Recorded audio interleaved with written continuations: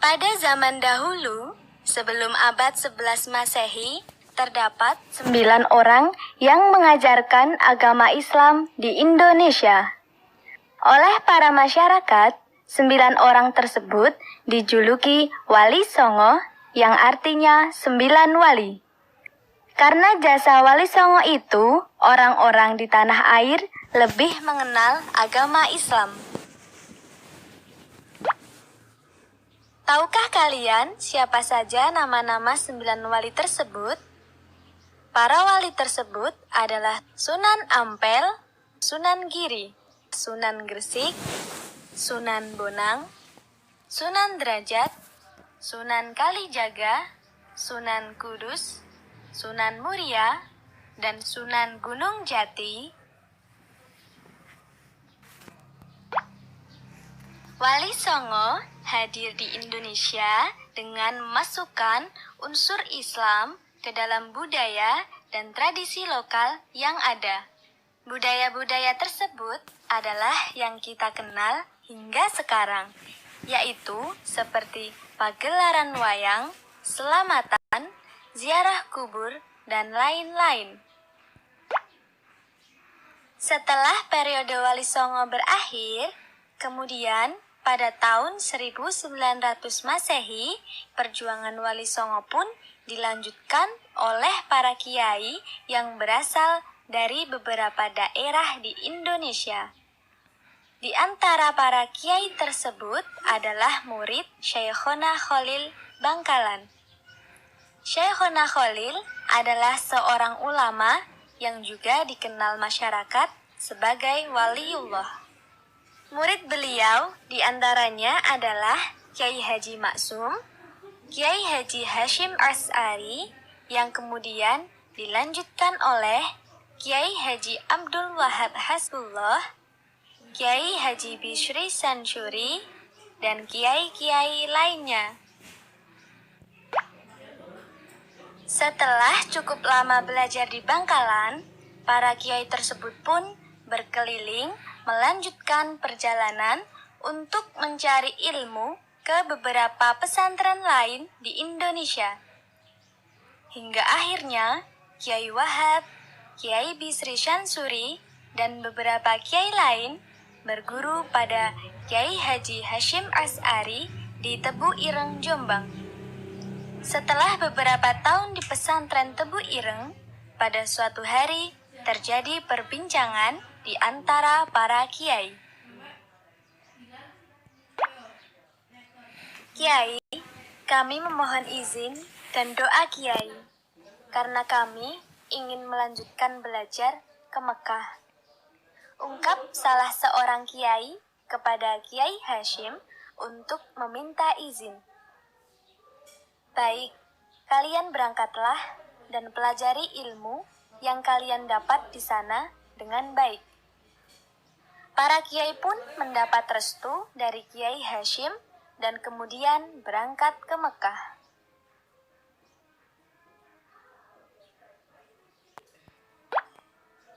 Ketika para kiai sudah belajar di Mekah, tiba-tiba pada tahun 1914 Masehi, tanpa disangka-sangka, terjadilah Perang Dunia Kedua.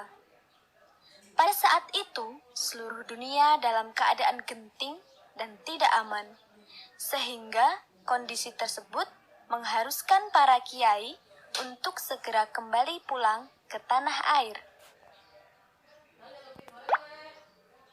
Setelah para kiai tersebut sampai ke tanah air, kemudian para kiai mendiskusikan apa saja yang harus dilakukan agar tanah air Indonesia bisa kembali aman.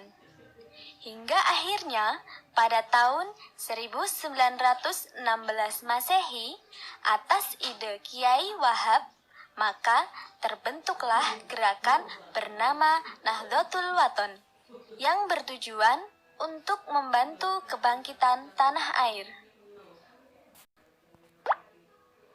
Namun di sisi lain, ternyata para penjajah juga merebut semua hasil bumi para masyarakat, sehingga terjadilah kemiskinan yang begitu parah. Karena hal itu, Pada tahun 1918, Kiai Wahab dan para kiai lain membentuk Nahdlatul Tujar, yaitu perkumpulan yang dibentuk untuk para pedagang agar bisa meningkatkan perekonomian tanah air.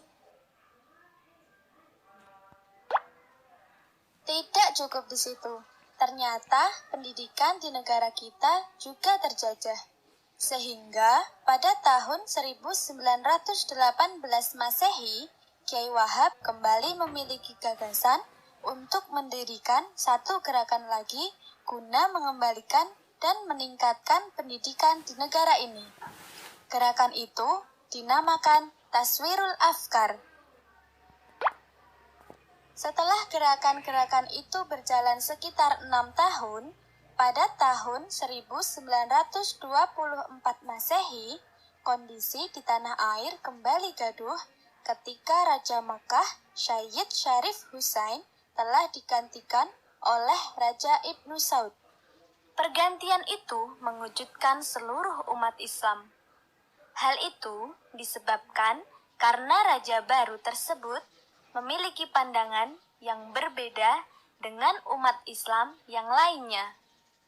Keresahan pun semakin memuncak ketika penguasa baru ini memberlakukan satu mazhab di tanah Hijaz, serta pemaksaan ajaran Wahabi terhadap umat Islam di Hijaz.